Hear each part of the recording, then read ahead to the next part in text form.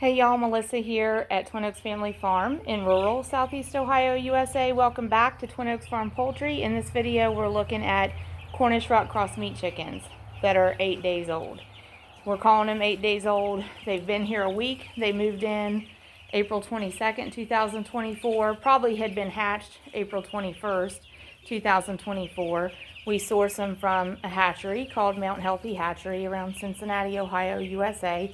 And we actually network to source them. So we also work with our favorite feed mill, a local independent feed mill establishment in Beverly, Ohio called Beverly Feed and Equipment. They've been in the business for decades, and they're a huge part of our operation. We've just been specializing in meat bird production for about 4 years, but we source our feed through there, which they get from Kalmbach Feeds in Ohio. So our meat birds are exclusively fed Kalmbach meat bird feed, start to finish, complete feed. It's a crumble that's a 22% protein, formulated for starting, growing, and finishing meat birds. If you want to raise them longer than we do, you can put them on a lower protein, you can feed them a different feed ration, but we're interested in finishing them in about 35 to 37 days. So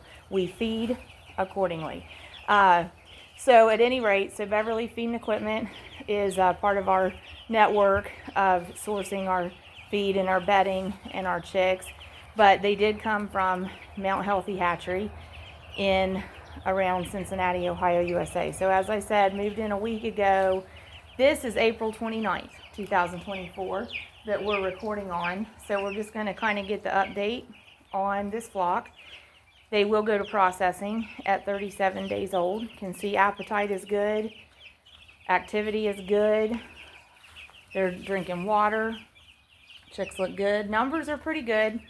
We started with 126. We ordered 125. 126 were in the boxes, and we are at 124. So we lost 2. People have mixed opinions about that, about flock loss in meat bird production, and about numbers and what it should be, and how to achieve low numbers. But our experience is flock loss does happen. Raising Cornish rock cross meat chickens, we hope to hold it low. We hope to hold it to about 3%. It doesn't shock us if it's 10 or 12. It gets a little bit devastating feeling if it pushes 20%. But meat birds are kind of fragile in some regards as far as their ambient condition needs. And not that they can't succeed in less than ideal ambient conditions for them, but the closer we are to perfect on the ambient conditions, the better the meat birds thrive. And the harder it is for us as producers to maintain the ambient conditions that they prefer. And keep in mind, even though these are birds being raised indoors, we still feel some pressure and are subject to outdoor conditions. So, that's impacting temperature, that's impacting humidity, that's impacting air movement and air exchange where they're raised. And even the selection of raising them in this system is impacted by the environment, because like here, the lay of the land does not lend itself to chicken tractors, and the predator presence does not lend itself to raising them outside. So, even indoors for livestock, ambient outdoor conditions can impact our decisions and our management and their setup and their quality of life. But we do try to maintain an excellent quality of life for our livestock. And as I said, with meat birds, probably with all livestock, some production loss during the actual production schedule when you're trying to go from start to finish is unfortunately often part of the process. So we're trying to keep those losses low, though. We don't want to see, we don't want to see birds suffer. We don't want to see birds suffer at all. So we want to head off anything that we can disease-wise, weakness-wise, failure to thrive-wise, we want to head off any of those problems. So actually, just the better we can keep the ambient conditions in their environment for them, the easier it is for them to thrive. So that we can go from start through grow to finish on production and get them to the processing plant on their processing day, which this group, I think I told y'all that already. We're going out to 37 days. And we went to 37 days on our last group. We just finished a flock. You know, like 1 week finished a flock, the next week this group moved in. And we actually finished quite well on that last flock that we did. We didn't get any whole chickens made out of that flock. We had all our clients were putting in reservations and supporting that flock's production specifically for boneless, skinless chicken breast, chicken wings, and ground chicken patties, which we have made out of the thighs and drumsticks at the processor. So that flock was all spoken for. We're working on client communication and pickup here this week and next week on that poultry. But most of the chicken breast out of that flock was about 1.5 pound package. So that meant that a single chicken breast off of a single chicken, once it was, you know, deboned, once cut off the chicken, totaled about 1.5 pounds. So actually I was concerned about that flock. I'm kind of just watching them and admiring. They were all kind of running up that side, but we were concerned about that first flock being on the small side. But it turned out that's about where we would want the size of the chicken breast. So I should have said this to start with. Another thing I wanted to do in this video was talk a little bit about, and not necessarily from a standpoint of expertise, but from a standpoint of observation. Wanted to talk a little bit about, and I didn't spot this before I recorded, but I'm going to turn the camera around, so I don't really know how it's going to handle the lighting and stuff. But wanted to talk a little bit about farm numbers in America. So we try to read up on farm industry stuff, and as of like 2019, and it's probably comparable now, maybe worse, but as of 2019, approximately 2% of the American population was engaged in farming to an extent that produced food product or a grain product that went into livestock that was in food production. So 2% producing food. We're going to make the assumption that most of that American produced food is making its way to American consumers. So we're going to generalize that 2% of the American population is producing food for 100% of us, for the other 98%. But it got me to thinking, because I said in one video when we were, whatever day that was, when we were loading the first flock of 2024 and taking it to the processor, I had made reference to, we get asked, does this farm have to pay the household bills? Is this a full-time farm operation? And I mentioned that we consider ours a part-time farm operation. This does not have to support a household, doesn't have to support a household's bills. We work at it to get it to sustain itself, to pay its own bills, and to supply at least a small profit margin, give us a little incentive to continue doing it.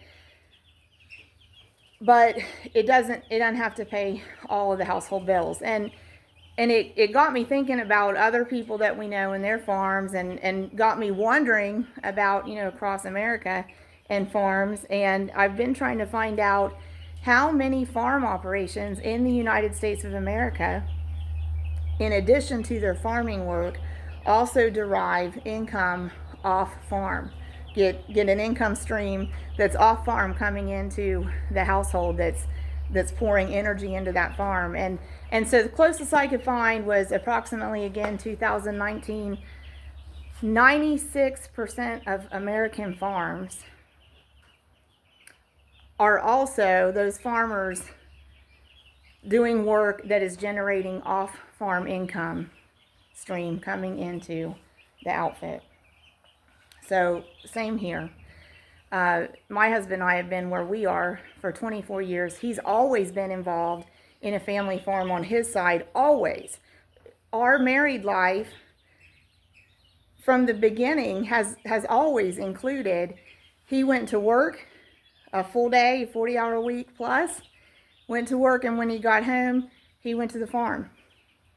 And, you know, is whatever time he could be there, but help with the chores in the spring and the fall, help with the planting, help with the harvesting, help with the livestock, you know, and then on the weekends, that's someplace he was.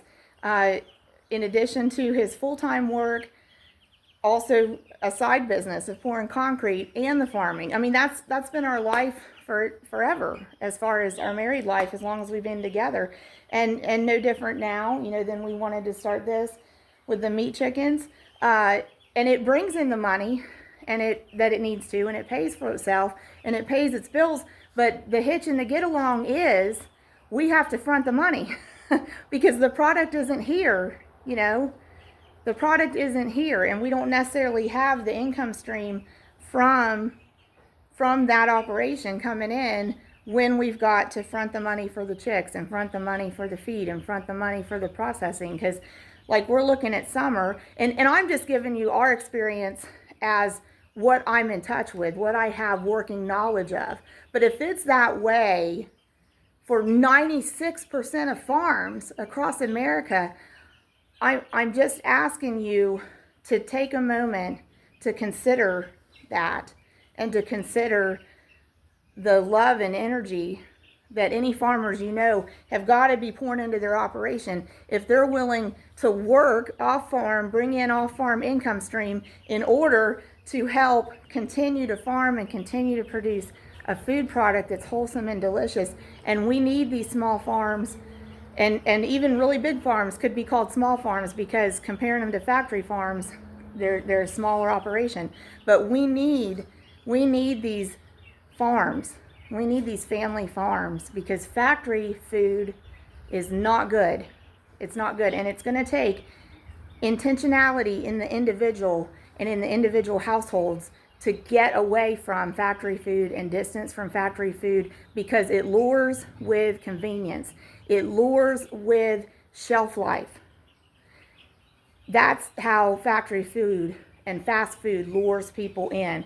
But real food that's less processed and that is sourced from the livestock, from hunting, from gardening, from produce farms, there's wholesome and delicious foods there. So we need to connect with that. And with pointing out these numbers, I'm just asking y'all to consider how much farmers must care. How much farmers must care to pour that amount of energy and that amount of their lives out into something that is life-giving for so many other people. So that's what we come across. 96% of American farms do also incorporate, integrate, and rely to some extent on off-farm income. So here, I know I can tell you, thinking of these chickens, hope you're still with me. Thanks for hearing me out. We want this YouTube channel to help propel us to a bigger picture and connect us to people that are receptive to being encouraged to seek farmers and producers that care about producing great food and care about the quality of life for the livestock that are part of that equation. So that's why I bring those numbers up to you. And I was saying, this is just an operation that we have working knowledge of. For example, to bring chicks in, like we're going to do some flocks this summer, 425, and the hope is to have 400 living on processing day to take to the processor. So we're going to start with 425. So to get the chicks in the door is approximately $1,000. To get the feed in the door, we're estimating, hopefully estimating high, could be $1,400. So let's say to get the flock in the door, and we already have the infrastructure. We're not starting from scratch. We have the barn, we have the feeders, we have the waters, we have the equipment, we have the utility, the electric, the water. We have it all set up. The infrastructure's here. But just to get the chicks and the feed in the door, to even start to think about making chicken in a group of about 400, we're talking about approximately $2,500. And then to get it out the door, as in if we take it to a USDA inspected processor, and we worked with numbers to do some estimates, and we got down to where we probably can plan a processing of about 400 birds for approximately $2,200 to $2,500. Hopefully we're not estimating low, and hopefully we're painting ourselves a actual legitimate picture there. But let's say 2,500 then. So if it takes 2,500 to get the chicks in and 2,500 to get the birds out, to get the meat in, some farmer has to front $5,000 to make 400 chickens worth of whole chickens or cuts, you know. And so you can probably understand why we do pre-orders and try to do that as a community supported agriculture, at least with intention and commitment, intention and tentative commitment from our clients to say, yeah, you make the product, we want the chickens. Take care of the chickens for us. Take care of setting it all up. That's the first one. We start to see that behavior. Did y'all see the two kind of go at each other? We call it the chicken fight behavior. A week old. It's the first time we've seen it in this flock. So we'll start to see more and more of that as the birds are maturing a little bit.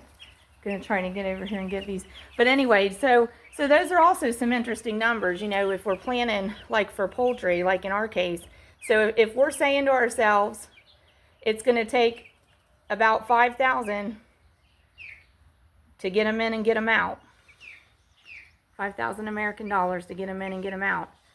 You know, we got to make sure that we got consumers who want that. So that's the goal. And then if you think we're trying to do that 3 flocks back to back, okay? So that's where I'm saying I can see why that statistic is what it is, that farm families, that somebody from that farm family, from that household, from that operation is getting out there and generating off-farm income coming into the operation. Because like I said, in most cases, whether it's livestock, whether it's feed, whether it's seed, whatever it is, in most cases, yes, there's an end product that we can sell to a client, but in most cases, the farmer or the farm has to front that expense before that money comes in from that product. So yeah, you know, good financial practices can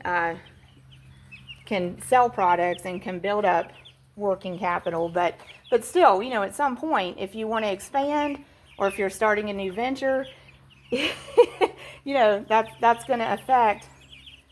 That one was trying to walk through there. I was going to move this.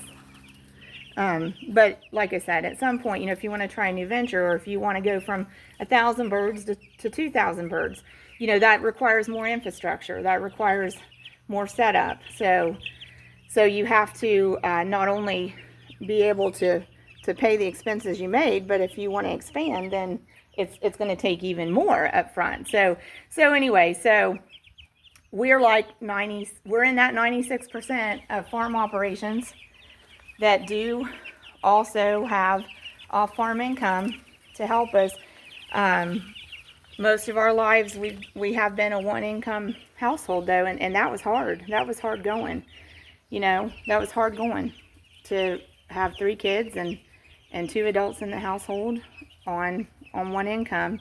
But, you know, you can make things work.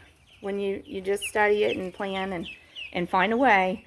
But I'm just sharing that as encouragement, like for people, you know, if you're sacrificing for something, especially a lot of y'all are probably in some kind of farming or at least some kind of raising of animals or raising of vegetables, of produce. Oh, look, y'all.